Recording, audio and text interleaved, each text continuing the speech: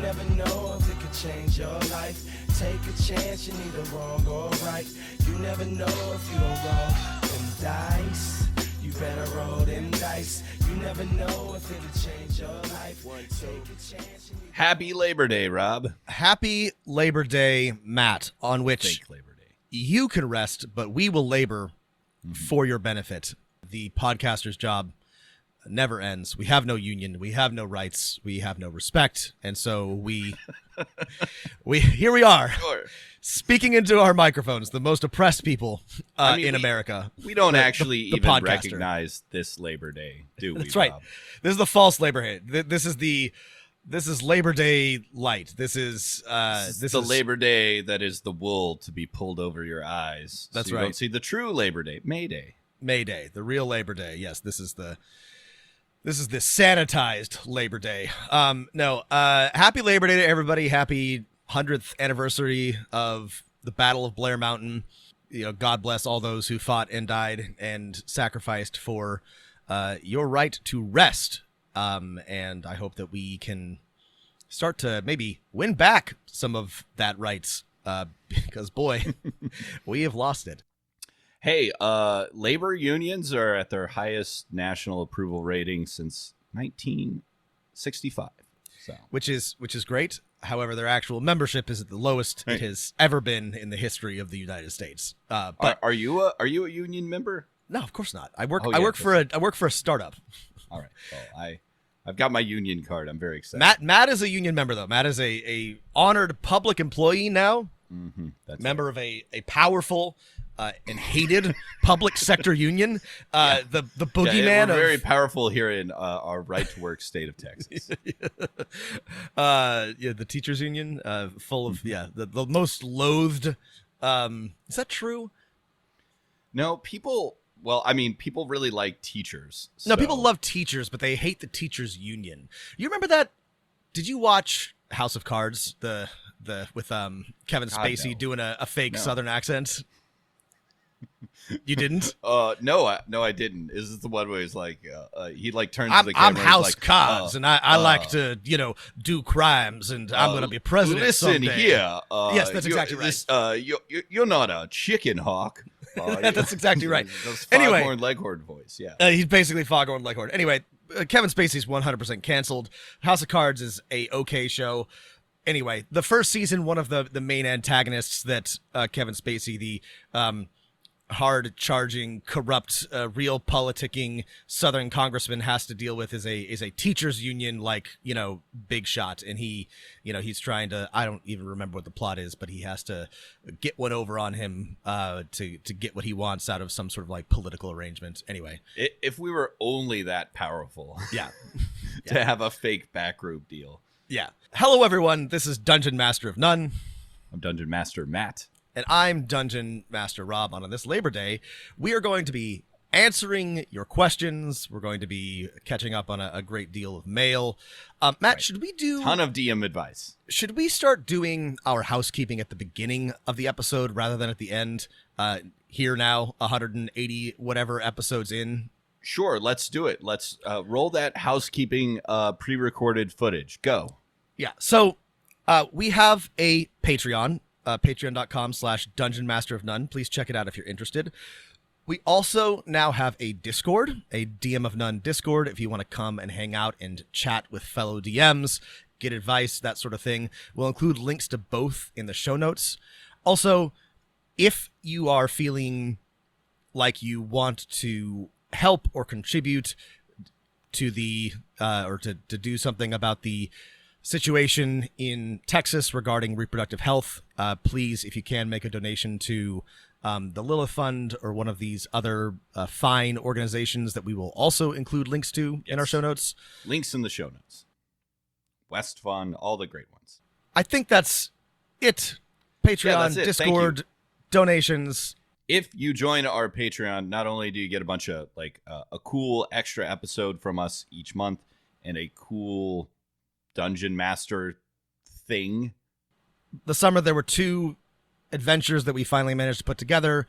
We produced there's also our our previously produced Artificer subclass and our Warlord class. Yeah.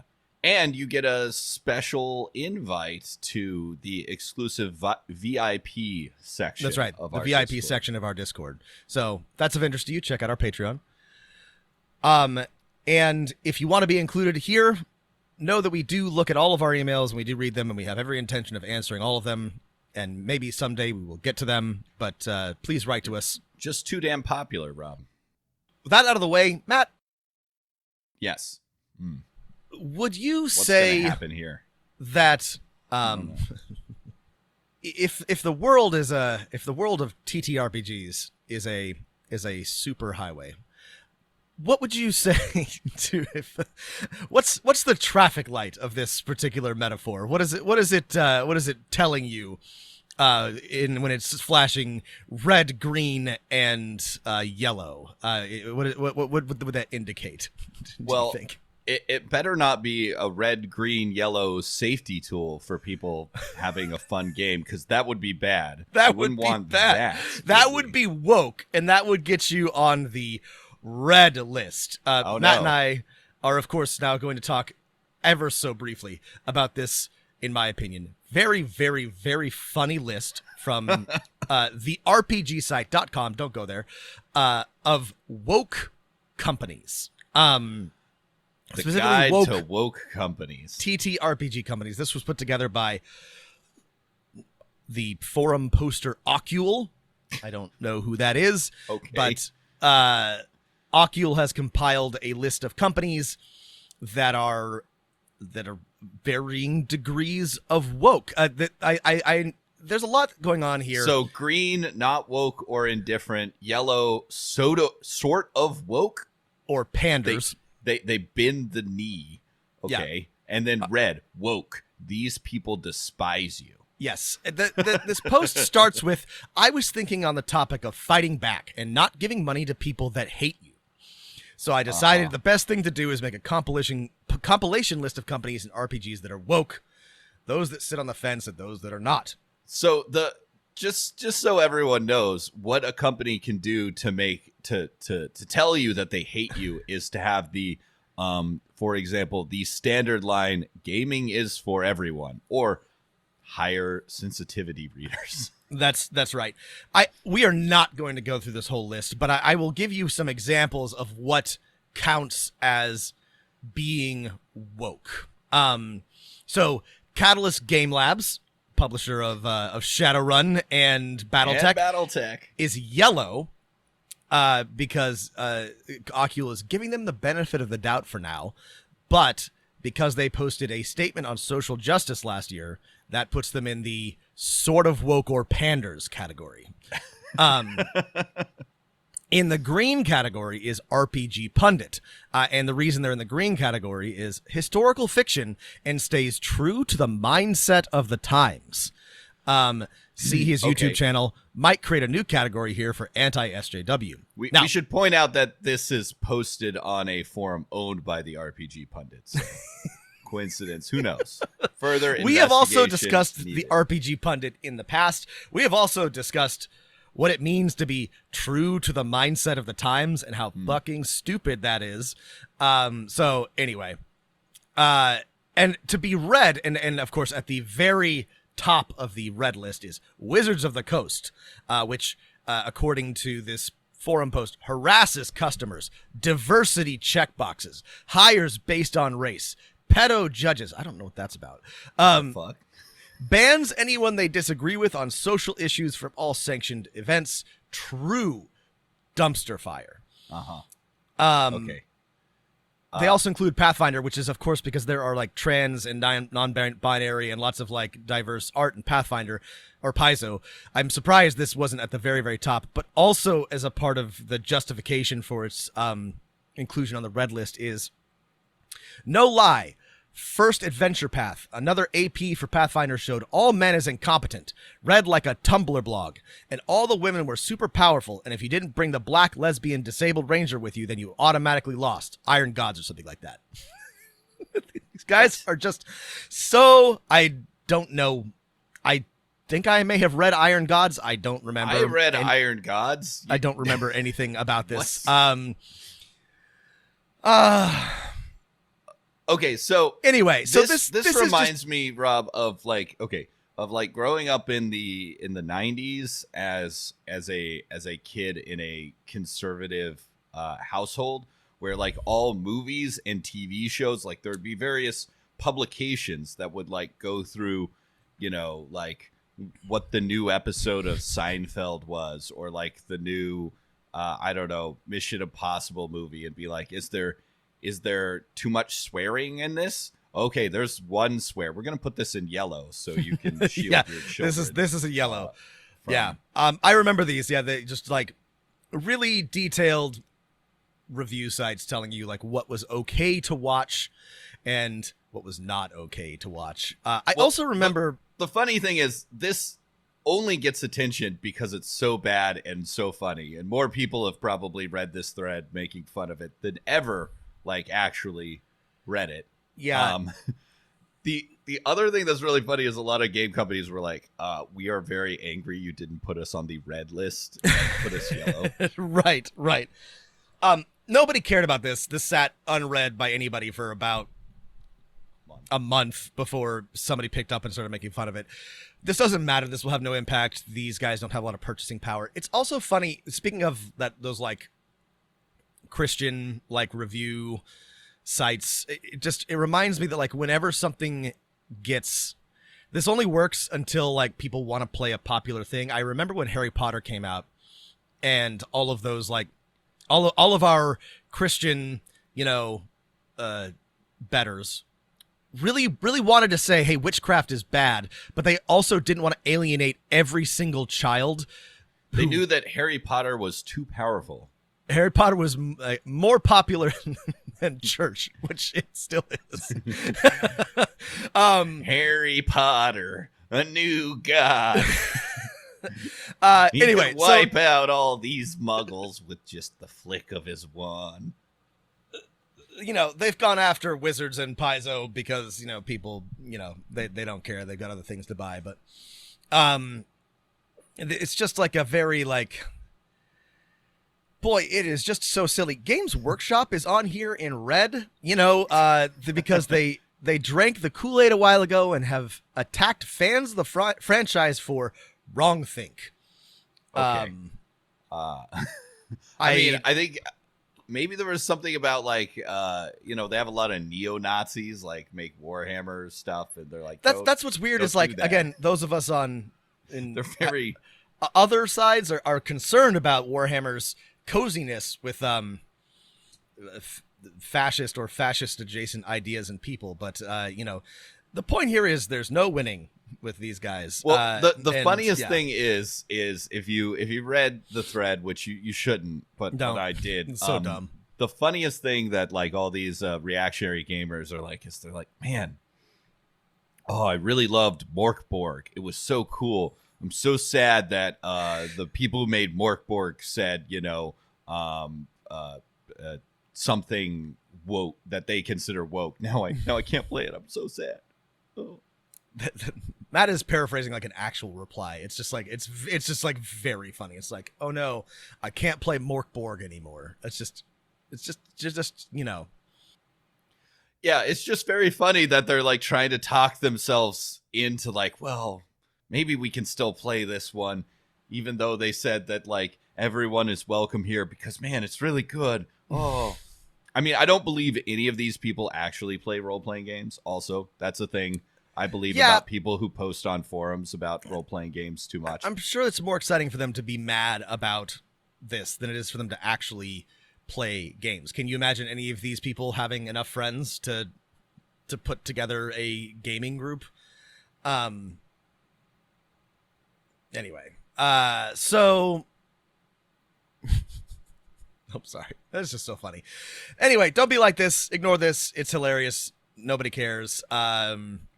Also, like, all these companies are like, no, wait, we are woke. No, we're not woke. Like, it's, even if this were a real thing, it's a bad list that incorrectly categorizes a bunch of companies. Anyway. Also, enjoy playing such game. Well, you can still play Palladium, apparently. Right, Palladium is safe. If you're against woke, you can I guess you can play Lamentations of the Flame Princess. You can play Call of Cthulhu. Classic. They love and Sandy Peterson. That's pretty much it. Every other game company, you've now boxed yourself out of playing every other game company. So good for you. Good for you. Have fun. Yeah, have fun. Have fun playing these like half finished games and basically 40-year-old game companies. Yeah, right. OSR adjacent, grindy, horrible, realistic dungeon crawls and fantasy games. All right, let's move on to some Dungeon Master advice, Rob. Let's do it. Let's answer some questions.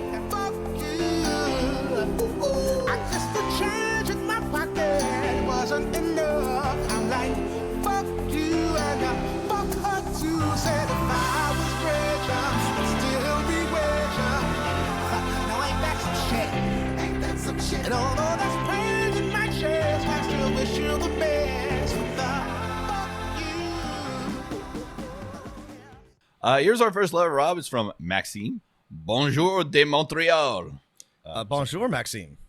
Hello, Rob and Matt, longtime listener, first-time writer, and proud Patreon contributor. I was wondering if I could ask your advice on how to group brainstorm for my next campaign. My group's default GM, no complaints here, and I've been gaming with them for over 20 years. We usually go for long campaigns. Longest was 7 years, a swashbucklery maritime mashup of Freeport and Savage Tides.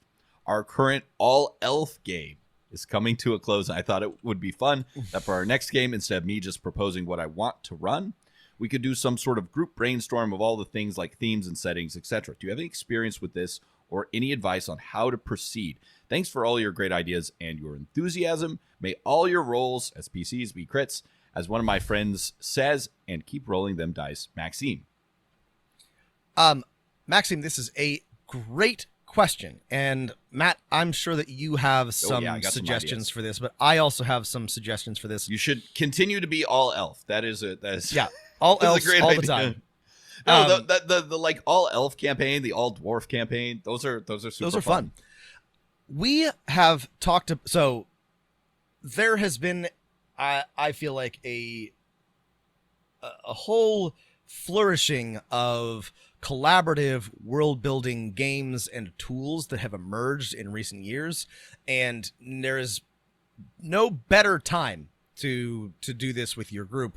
Matt and I have talked about and even played Microscope on air, which I love and strongly recommend as a way. You can also, I have not played this, but I've read through it, The Quiet Year, which I believe the Adventure Zone just used to build their world or begin world building for their newest season. I've played Quiet Year at a convention. It is super fun.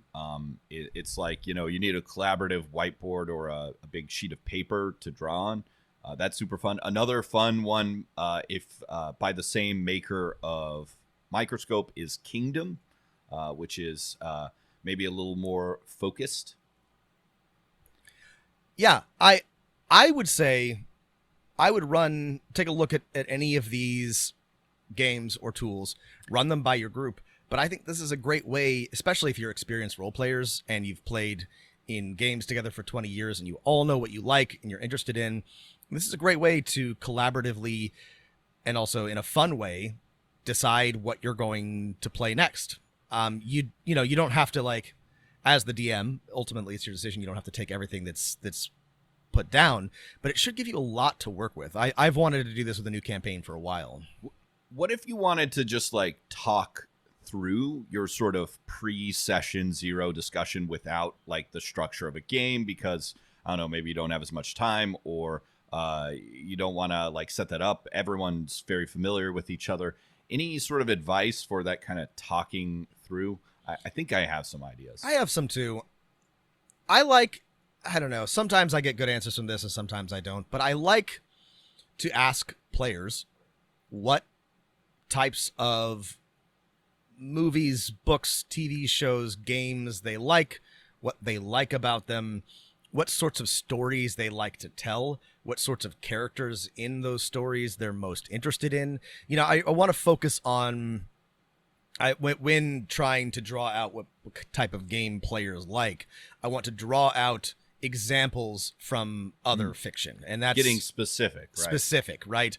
You know, because I can talk to them about genres or whatever, but what I really want is like, okay, you like this part of The Witcher, or you like this character from Game of Thrones, or you like the, you know, one of these things about the Expanse or something like that, and that helps me sort of like narrow down what type of game people want to play. Yeah, I think that's a good idea. You could sort of ask people to bring those in advance to the session, or email them to you, or put them on a Google Doc before you even arrive.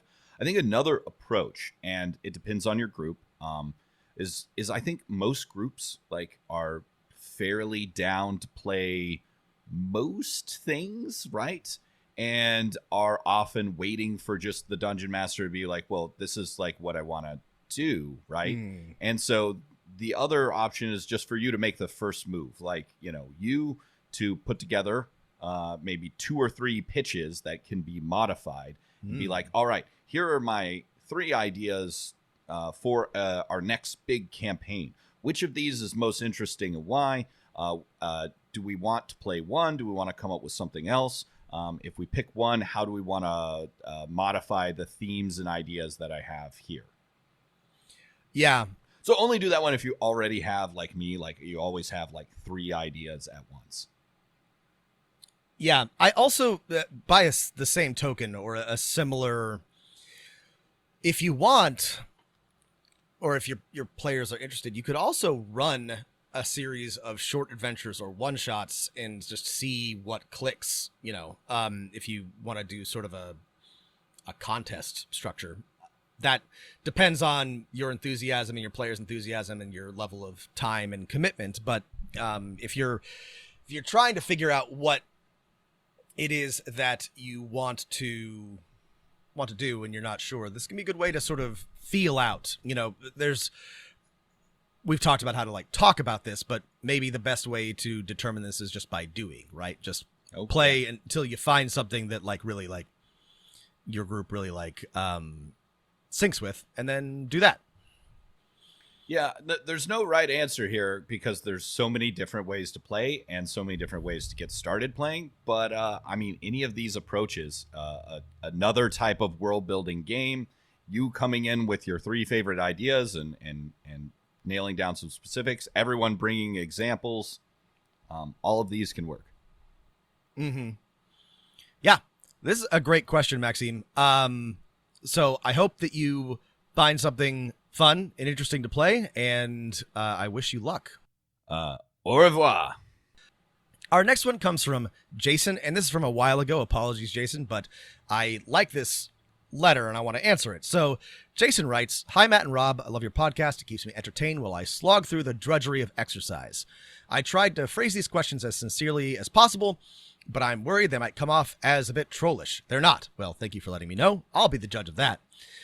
Do you guys think that there's a couple of different questions here? So we'll do one and then the other. So the first question is, do you guys think that there's a level of discrimination toward the undead in D&D? I see sentences like, clerics of Pelor despise the undead as they are not a part of the natural order, but apparently skeletons can arise spontaneously. That seems natural to me. Replace undead with bacteria and you'd sound ridiculous. Also a bit similar to some real-world attitudes towards some groups of people. Is it because of the negative energy plane associations? That also seems like a necessity to balance out the universe, so that can't be it. Is it because all undead are condemned to be evil? What about free will then? Are no undead truly free-willed, and what does that imply for other creatures of the multiverse? Do only creatures with free will get considerations before murder hobos hack them down? And if so, how can anyone tell who has it and who doesn't? The undead are always presented as monstrous, but DMs present all sorts of things as challenges to be fought that aren't inherently monstrous. Is that perception of undead the fault of DMs? Okay. Jason, right. I want to be honest. Yeah. This is a tremendous question that I had never considered before in my entire life. And Matt and I we're gonna work through this right now because I have not thought about it until today. So, at least in some of the world building I've done before, right? Why is it? Do clerics have this ability to destroy or turn undead, and are either bolstering them or not? I always thought it was because clerics are connected to the gods are connected to the afterlife. Undead are usually sort of out of that cycle of the afterlife. So, that to me always seemed like an in-world explanation for clerics being like, I'm going to blast that skeleton with radiant energy. Yeah, I have always liked skeletons or zombies or draugr or mindless undead as enemies because it feels good and safe and even possibly wholesome to destroy them, to kill them. And I had they're the robots that your hero can and that's the thing without... is like players want, for better or for worse, things to fight that they can feel good about defeating. And you can create enemies that are worthy of being killed or maimed or destroyed, but I have, as we have just talked about at great length, I don't like making a whole sentient race into that, right? It's not great when it's goblins or orcs, though those can be perfectly fine enemies. But there's something to me, and maybe this is America brain or something, but I just, it's something very satisfying about killing zombies or skeletons or destroying zombies or skeletons. They are, raised, unnatural, animated corpses, right? Right.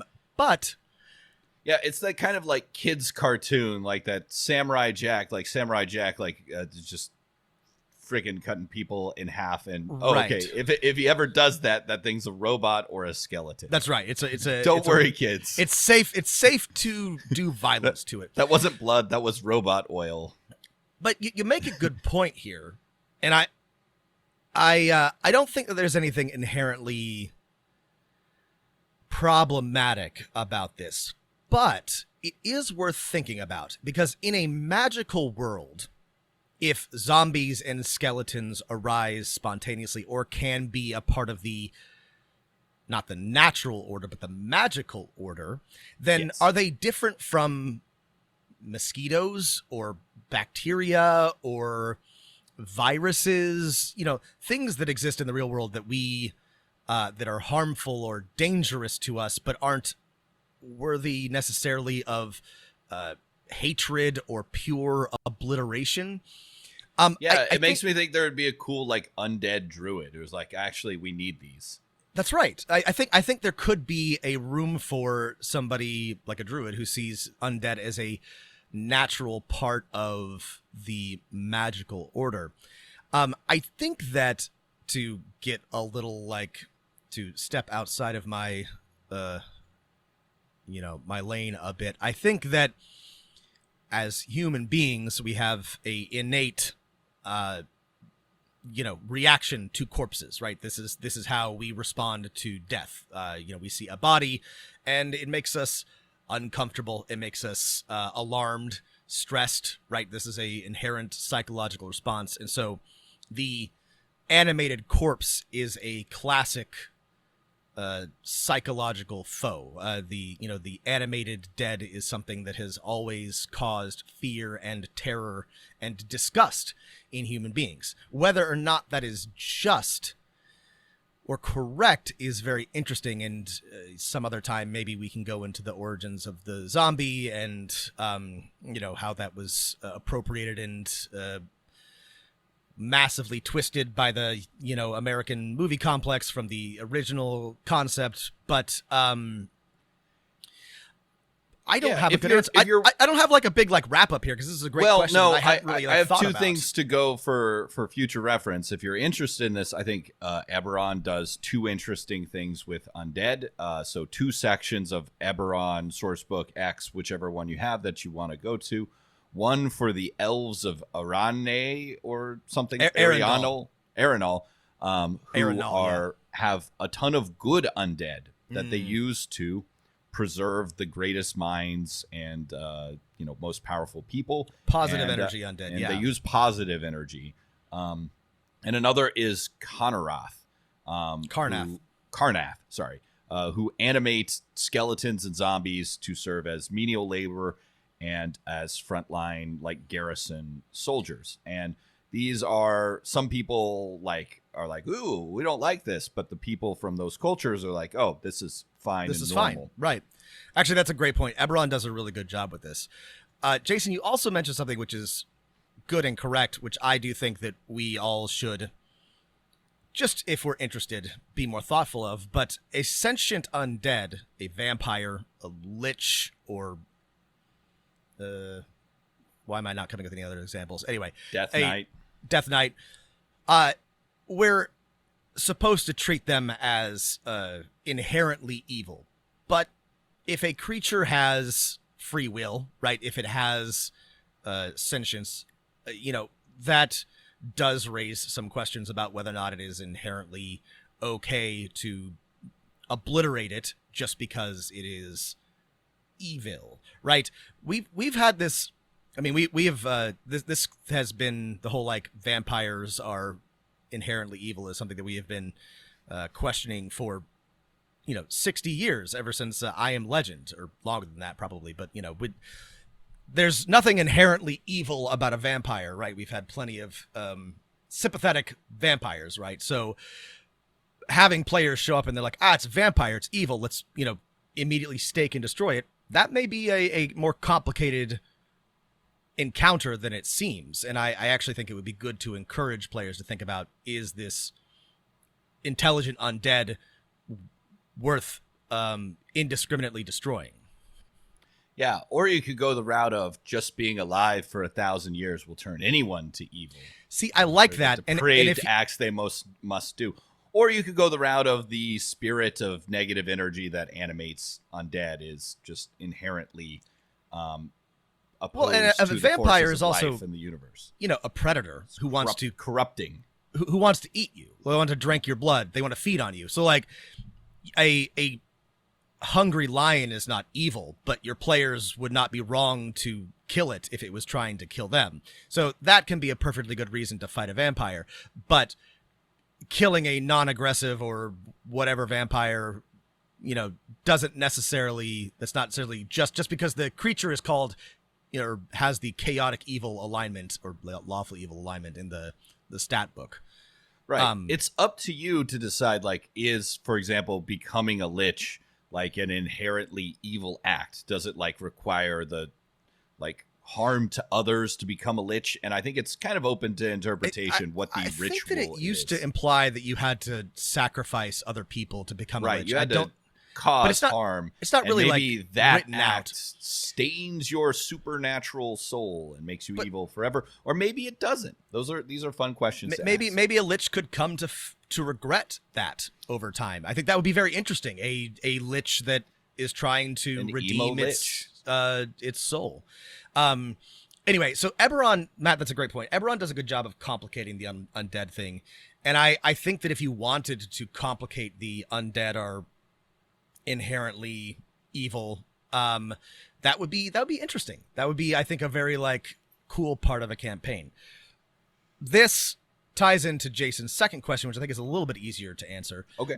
Which is, secondly, given the propensity for fascists and the far right in general to co-opt words that start off neutral and warp them into coded language for their vocabulary, how long do you think that words that we've used to call race, like ancestry and bloodline, are going to become unacceptable to use? Is there a way that TTRPGs can future-proof themselves against this, or do you think it's going to have to be tackled organically as it comes up? This is an interesting question, also one that I had not considered. I do think there's just an inherent tension in trying to create distinct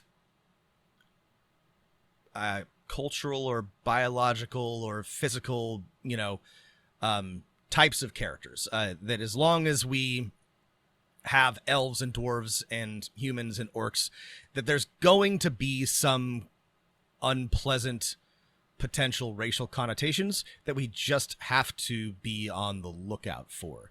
I do think the recent moves away from race are good and will help. But yes, the answer Will it be is enough. I definitely can't. I can't. Yeah, say. it's a good question. I think it's for also for like other people in the TTRPG community to critique and think about deeply, and then come to some logical conclusions. I mean, as a DM, I find that players really like the bundle of traits that a elf or dwarf or gnome or whatever represents, and that it's, we can be careful about the connotations, but they still just like that. So in a perfect world, I would unbundle all of those things and everyone would just be a whatever, and they would pick and choose. But we're trying to walk a fine line here, and this is again one of the limitations of Dungeons & Dragons specifically as a setting that other settings do not, or setting and system that others do not share. So if this is a concern for you, and it very well may be, there are better games to play, and as we have said many times, it is totally okay to play those games instead. There are other supplements, right? The recent guide to ancestry and culture that's on the DM's Guild that I think is up for an INI award. It was very good, right? And gets away from most of those things, though, of course, right? It does use those terms like ancestry. Jason has one postscript. I've always wanted to work emergent intelligence into a campaign in the form of skeletons, like villagers hire the PCs to go kill a non-evil necromancer because he keeps raising their corpses as skeletons. When the PCs get to his lair, they're rebuffed by skeletons, informing them that the lair is off limits until their labor dispute with the necromancer is solved, and that they're currently striking. The dead mercenaries are actually Pinkerton-style strike busters hired by the necromancer who the skeletons killed in self-defense. I love this. This is a great idea. This is a great little twist for your players to encounter at a dungeon, and I think they'll love it. Right? I think this would be if the robots wanted their Labor Day too? Exactly. I think that would be terrific. Jason, thank you so much for the very interesting and thought-provoking question. I hope that it was helpful. Thank you again. This was this really got my wheels a turn.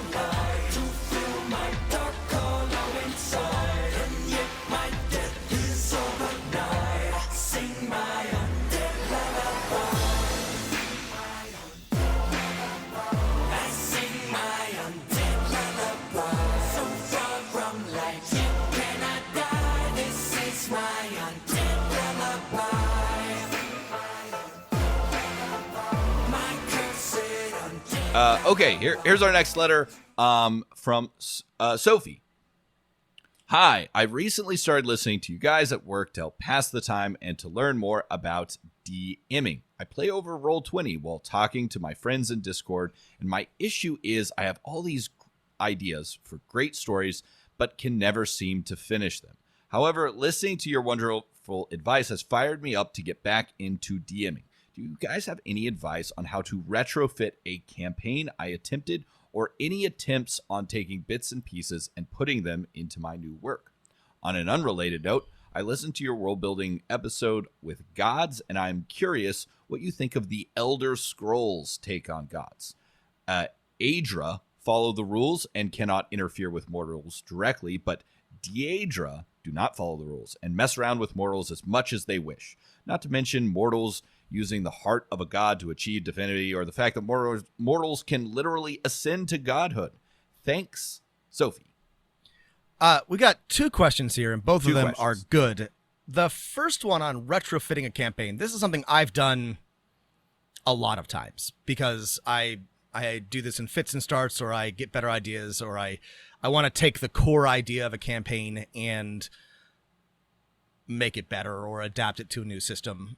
Matt, I don't know if you have specific advice on this, but unfortunately, for me, this is usually about the same as like starting from scratch. Usually I have my like my notes. Here are all the things that I want to save that I liked from my old campaign, and then I start working on my new setting, whether that's an outline or a campaign Bible or whatever, and then I just start working on that, and then I pull the pieces in wherever they fit, and sometimes I use them all and sometimes I don't.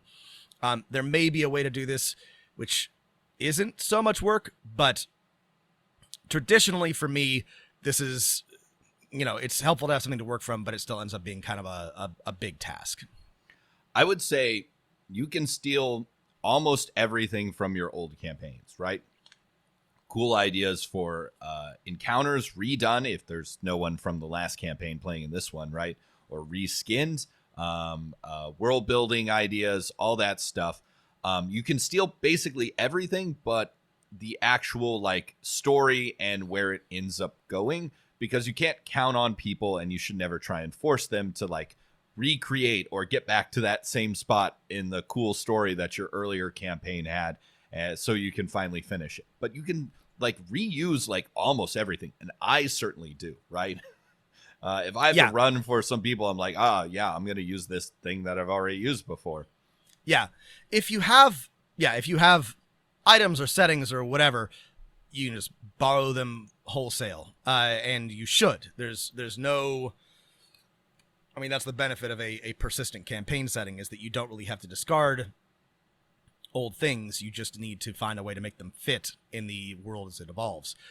And if you're not, you can't expect to be like, all right, I want to have this story.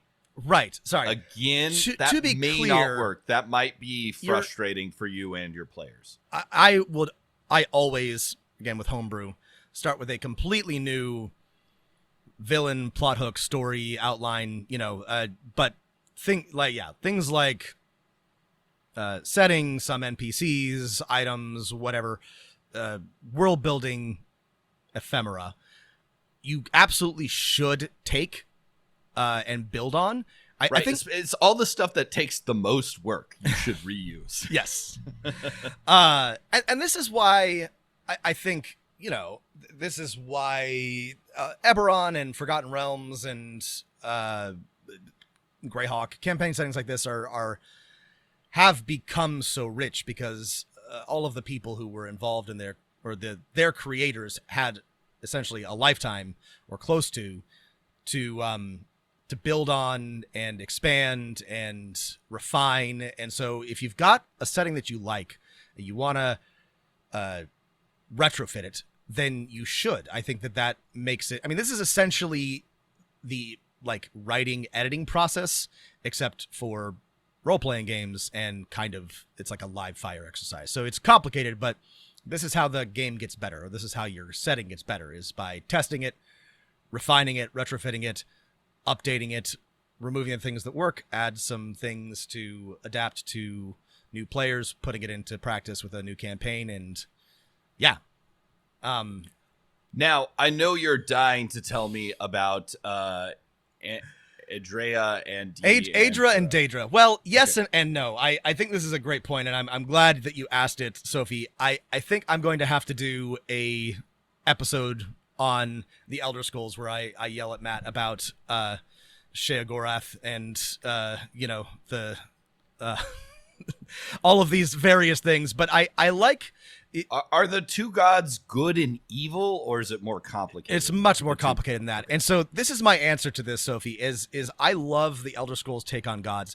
It's very much just like a pantheon of gods, like the Greek pantheon, or even like a lot of like RPG pantheons. But what the Elder Scrolls does well is that it has given the Adra and the Daedra very distinct personalities and motivations. And one of the cool things about the way that this takes place in the game, or the games, is that the way they interact with you can very clearly see what they want from you, or what they're trying to accomplish. Like, here's this mace, go do violence with it. Like, here's this magical artifact that is going to somehow further my campaign in the world. And they're limited in like what they can do, but their influence is like very like directly felt through the form of again, mostly like items or locations left behind or cults. And I think there's nothing what's cool about the Elder Scrolls, I think, is that it's a pretty like surface level generic fantasy setting, but everything has been given kind of an interesting twist. And I think the Aedra and the Daedra are a great example with this. And also, well, I think so. I don't know anything about Elder Scrolls, but this twist seems like so easy to steal for a role-playing game setting at your table, just because it immediately gives players who are aligned with or clerics of or paladins of the Aedra, the one that doesn't interfere, like a reason for doing things. Yes. Right? And this I think is, I think that it just, what was I going to say? The twist, or I guess like the distinct part, makes it very easy for you as a DM and for your players to have the gods be involved without it feeling so heavy-handed. This is one of the strengths of the game. That's the problem of the gods being involved. Like, yeah, what if you get into it where it's too much, right? Exactly. The players feel like they can't have any control. Right. And I think that, again, because these are video games where you are supposed to feel like more or less the center of the story, the result is a pantheon of gods that is clearly involved in the world, but subtly so. And I think this is a great idea to borrow. And the great thing is, because there's nothing like hugely unique about the gods or the Aedra or the Daedra, but the idea of how they interact is very, is something you can just sort of like Matt said, just steal and use for any fantasy pantheon. So great question.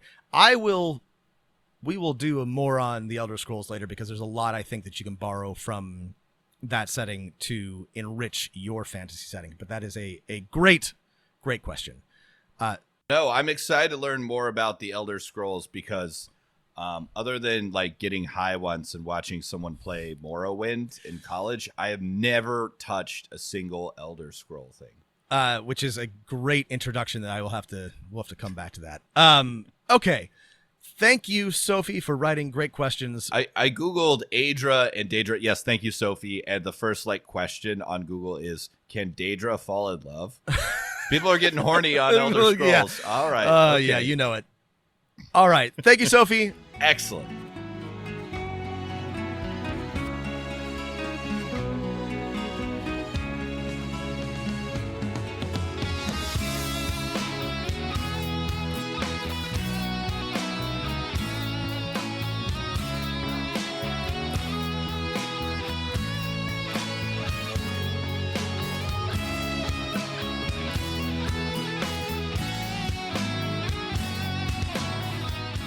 All right.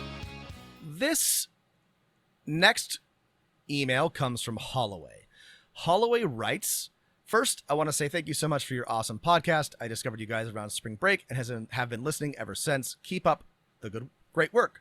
But there's something I'm kind of worried about regarding an upcoming game. I'm in a Discord full of online friends, and a few of us decided to run a campaign. The Pathfinder player... Congrats on the campaign. Congrats on the campaign. Pathfinder player, whom we will dub Nick, is an experienced DM. I already see the problem. But is already running 2 campaigns, so his hands are already pretty full. I opted to be DM since I have the second most experience with a staggering 3 sessions. Hey, that's more than nothing. You're in the 3rd standard deviation above the mean of the human population as far as DMing experience. So you're the Yao Ming of DMing. Right? You very much are. I opted to be DM because I have the second most experience and said we were going to run D&D 5e since that's what I'm most comfortable with. Everyone seems fine with it, including Nick, but he keeps bagging on the system and implying Pathfinder is better. I explained to another Pathfinder player that D&D is easier, and Nick chimed in and complained that there's less customization. I replied that there's still plenty of subclasses and magic items to choose from, to which he responded, quote, magic items in D&D are a joke, and that Pathfinder has way more subclasses. I wasn't trying to make it a contest, just pointing out it's not extremely restraining. I'll admit it got on my nerves a little. Get on my nerves too. Yeah. It's also on my nerves. At another point, I said we were going to run on D&D Beyond because it's good for the newer players and it's generally pretty useful. And he said he hates the concept of Beyond because of some sort of OGL thing he mentioned. More on that later. I'll come back to that. Sure, yeah. I also said I'd have to adjust encounters for the campaign, which is Dragon of Icespire Peak, because we have a couple more players than recommended, and he once again chimed in and said that scaling encounters in Pathfinder is really easy despite the conversation not having to do with that at all. In short, it seems like he just doesn't like D&D since he found a lot of ways to shoehorn his distaste for it in during a conversation about the system, but on the other hand, he did say he wanted to be a part of the game. I'm worried that he's not going to have a good time because he's already bagging on the system before we've even done anything. On top of that, I'm very inexperienced, and I'm worried I might not be able to provide a good experience for them, but that's a whole other issue. Nick's not a bad or generally negative person, but he does tend to have strong opinions and is rather blunt at times. What do I do? Thanks, Holloway. All right. We have all had a Nick. Yeah, or we been a all Nick know in our, Nick or been Nick at one point in time. Sure. Yeah. So, okay, this is a great question because, no one's like super evil here, right? Right. There's no one you need to cut bad out guy of your life in this story. Yeah. Yeah. You just need to work out some of the rough edges, hopefully. Yeah. So I'm sighing, I mean, because like I know exactly what's happening here, and I like, just Nick's not wrong in that there's more options, but it's clear that Nick is expressing this in an unhelpful way. Yeah, so I don't want to get into a game is not better or worse because it has more options, right? You can have just as good of a campaign where your dungeon master hands you there are 3 classes: wizard, fighter, and thief. Yeah, that's what we're doing, right? So how do we solve this? Well, yeah. So first here, exactly like Matt says, we're not gonna get into system discussion, and I think that because it's not really the point, and also I don't think it's helpful. Everything that like Matt said, everything that Nick said is correct, but it doesn't matter. Like you have chosen 5th edition because he doesn't have to scale the encounters, right? Right. He's not doing the work. You have chosen 5th edition, and I think this is a perfectly valid choice because it's easier for new players. By the way, this is why I run 5th edition, even though I actually kind of like Pathfinder a lot. I frankly don't have time to teach it or explain it to new players. They're not particularly interested in learning it, so that's it's my sort of favorite system doesn't really come into the. Or it does, but it's like on the priority list of like what we're going to play, not very high. Like my main goal as a DM is to have a game, have it actually happen, right? Have everybody have a good time and not be confused. And so I often choose 5th edition because whether or not I think it's the best system, that's the best way to get to my desired end result, which is a game that actually happens, that everybody enjoys. So you can approach Nick with this point and say, you might be right about customization, whatever. I think we should play 5th edition on D&D Beyond because I think it's going to be easier for all of the other players. Or you can just say, we are playing 5th edition on D&D Beyond. And okay, reading between the lines here, my 2 guesses are, 1, Nick, as a longtime Pathfinder DM, would really like to play a Pathfinder character that has lots of customization. And also, it seems like this conversation is happening in like the group Discord or chat, and maybe not in person. Just because of the way Holloway, you describe things as replied or something, which makes the conversation more difficult in my opinion. So those are 2 things I noticed. I think you might be right. So Matt, like Matt says, you can also just say, this is what we're doing. Please don't bring up other games. I hope you'll still have fun. Or you can try to reason with Nick, like I mentioned. Say, I agree with you, or I think you might have a point, but we're going to play 5th edition for the following reasons. I don't think that Nick is in danger of not having fun. I think that if Nick didn't think this was fun, Nick would not have said, I'm going to play in this game. I think Nick might not be doing a very good job of respecting you as a DM, but your concern, it's very, honestly, Holloway, it's very thoughtful of you to be concerned about Nick's level of enjoyment. I'm more concerned that Nick is going to ruin your enjoyment and also the enjoyment of everybody at the table besides him if he doesn't get his wisecracks under control. So I would be less concerned about adjusting the game to accommodate Nick, and more concerned about making sure that Nick understands that this is what's happening, and even if he'd rather play Pathfinder, he needs to get on board with the 5th edition train. Right. I think, yes, if Nick had Nick's way, right, these wisecracks would have magically changed your mind and convinced you to do 40 hours of extra work to convert everything to Pathfinder and learn how to dungeon master that, which you're not going to do. So I guess my advice would, if you have to have these conversations either as a group or with Nick, is to have them like while everyone's in person at the table, or sorry, these are online friends, on the call or something like that. So, you know, maybe just as part of the first session or session 0 kind of slip in, all right, this is a 5th edition Dungeons and Dragons game. I'm playing this because this is what I really want to run. You know, who knows? 10 years in the future, I might run a different system, but tonight and for the next, you know, year, we're running D&D 5th edition. We're not going to change to any other system. So you could say that, you know, as a group, or you could have that as like a little one-on-one conversation with Nick. Yeah. Yeah, that would be my advice as well. Hopefully, once Nick starts playing, he'll get on board. I have the same problems with 5th edition. Yeah. I miss the customization of Pathfinder. I don't love the way the magic items work. But right, you don't have to have the argument. I think maybe one thing to avoid is being like, you don't have to be like, well, okay, there's still plenty of customization in 5th edition, right? You're absolutely correct, right?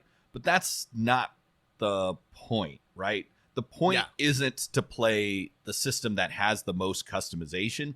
It's to play the system that you know how to run and are willing to run. Right. And yeah. So you don't have to convince them that it has enough customization, because you're right. Not the point. It does have enough customization. But you don't have to win this argument. No. So same with the magic items or the scaling or whatever. Yeah. It's just not the point. So hopefully that's helpful. Yeah, I think the other thing is maybe once you've got a session under the belt of everyone, like everyone should be fine. I mean, these sort of arguments always come up in this like the long waiting period while people are talking about starting a new campaign, and then they actually start it. And then once it gets all underway, at least in my experience, for most people, they all just kind of disappear. Mm-hmm. Because maybe they're not that important in the first place. Yeah, it's just yeah, just try to make, I would say your probably your priority needs to be just making session 1 or even session 0 happen, and then hopefully Nick will stop caring. Yeah, make session 0 happen. Get really excited about the like making characters that are connected to each other, focus on the non-mechanical aspects of the game, but also, you know, state very clearly, like, we're playing 5th edition D&D. We're doing it on D&D Beyond because that's easiest for me. If anyone needs any help with that, I'd be happy to talk to you one-on-one, but this is the campaign we're running. Let's all get on board. Yeah. It's just that simple. Thank you, Holloway, for writing. Good luck. And I guess if you want to, let us know how it goes. Yeah. Good luck handling this, you know, slightly problem player. All right, here's our last letter, Rob, for the day. I'm ready. This one's from Georgina. Hi there. Thanks for responding to my previous question. Really appreciate it. I have a whole new dilemma as I seem to have backed myself into something of a corner. I'm doing a duet campaign / series of connected one-shots. So missing some of the connective tissue, but same character and basic premise with my partner who is playing one character plus a wolf sidekick, inexplicably called Elmo. We decided to do a sort of reverse grave robber / anti-Indiana Jones premise. So in the first session, he had an epiphany from a semi-divine being that his role in helping adventurers plunder ancient tombs is actually bad, then fought the adventuring party he'd been helping and returned the magical crown they had just stolen. Anyway, my problem is that he now really can't do the whole thing of explore a generic and ancient dungeon and steal some cool stuff. His motivation is trying to sort of rectify this issue, but I can't just run him through repeatedly mugging adventurers. My next session is to have him commissioned to rob a museum and return items to the culture they were stolen from. Fuck the British Museum. But beyond that, I have no ideas. I think we've given the character a good motivation, but it feels limiting in terms of what I can throw at him now since it's duet play. The whole point is to have the story orbit around him and his motivations pretty closely. Any suggestions for where to go with this idea would be greatly appreciated. Thanks, Georgina. This is a very interesting question, Georgina. I don't have a lot of experience with duet campaigns, but I have some ideas. You do have a lot of experience with D&D campaigns that are not the sort of default go to a tomb and rob thing. Yes. So Matt, I know that you have some ideas on this. I have some ideas. And I've got some. I don't know that there's any, problem here. Though I understand that Georgina wants to make sure that it's, interesting and motivating. But I don't see any, major crisis or dilemma. But, there's some things that we can talk about that will make this a bit more...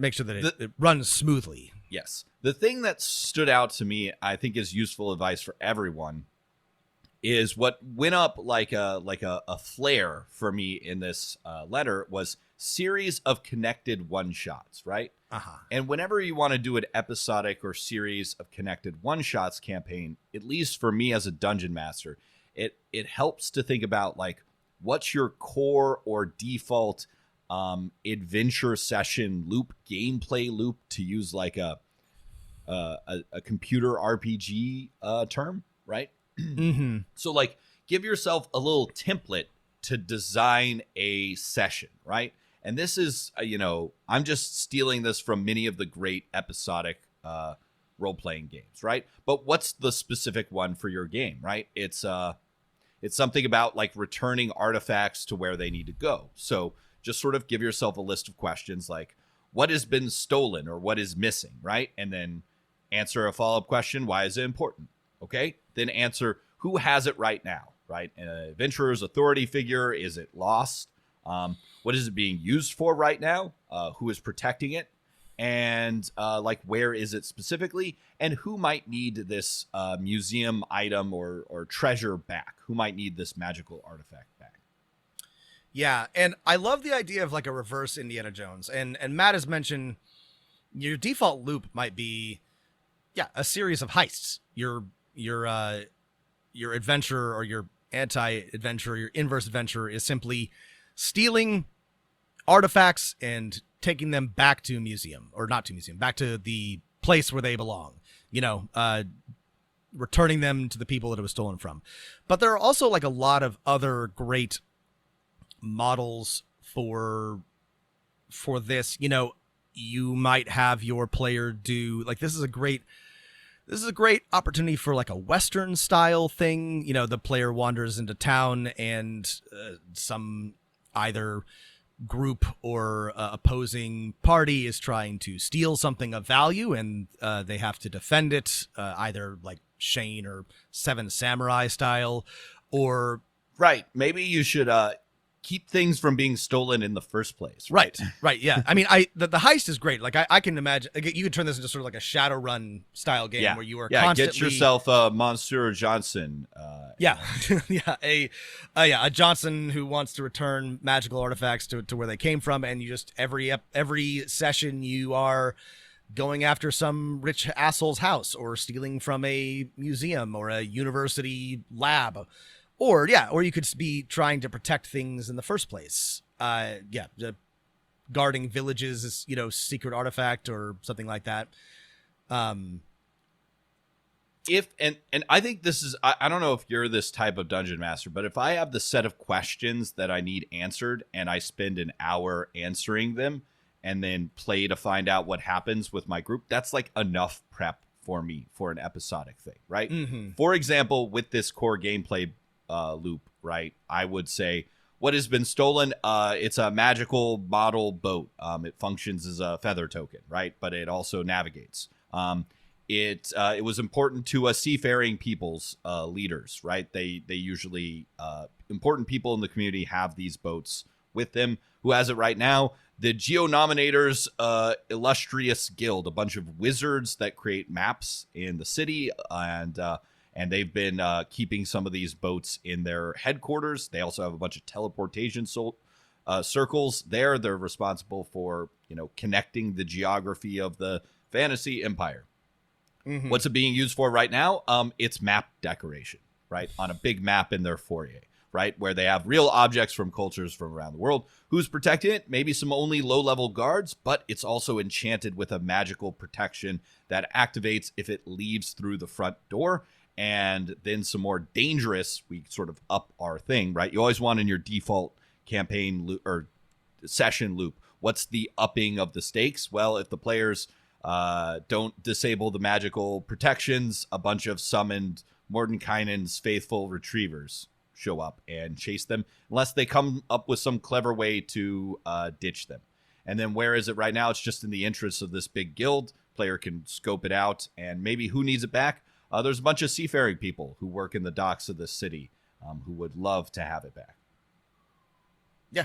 And that right there is enough for me to run a session, right? I may need to spend another 20 minutes coming up with a list of names and other complications, but that's enough.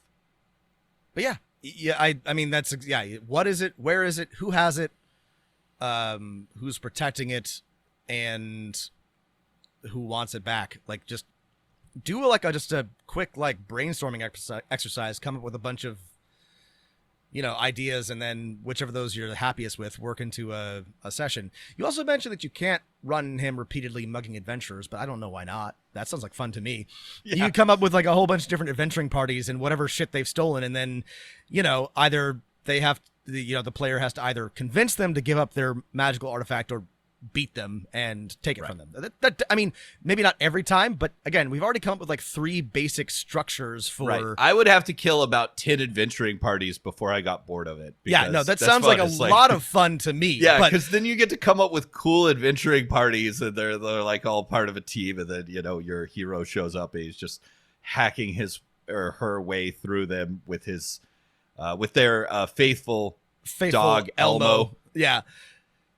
This is one of my favorite things to do as a DM, by the way, is come up with over-the-top, ridiculous, opposing adventuring parties. The shining path of justice, or the green dudes from Helm. I love introducing a bunch of stereotypical adventuring schmucks to my other adventuring party, and then they're a pain in the ass. Right. And when the players are fighting them, they're like, Revengers, form into battle formation, Delta. And you're like, I hate these people. Adventure so team. We can win together. You guys suck. It's one of my favorite things in the world. Anyway, I hope this was helpful, so Georgina. Lame.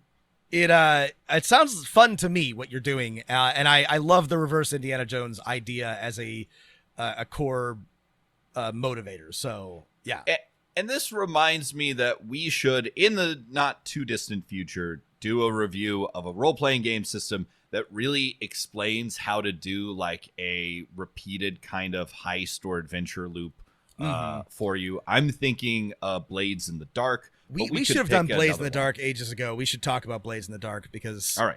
it's a really good system and it's a very popular one, and it's one I've stolen from a bunch, so we should talk about it.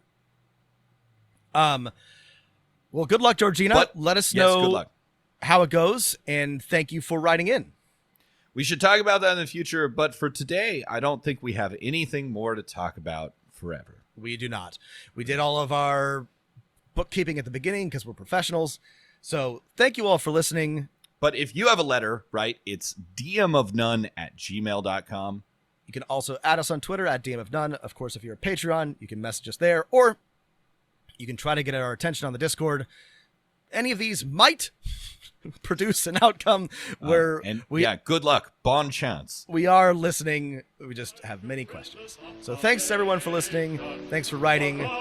Stay healthy, stay safe, and keep rolling them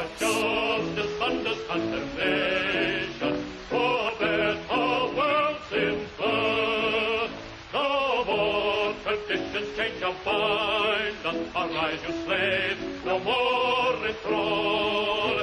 The earth shall rise on new foundation. We have been lost, we shall be all.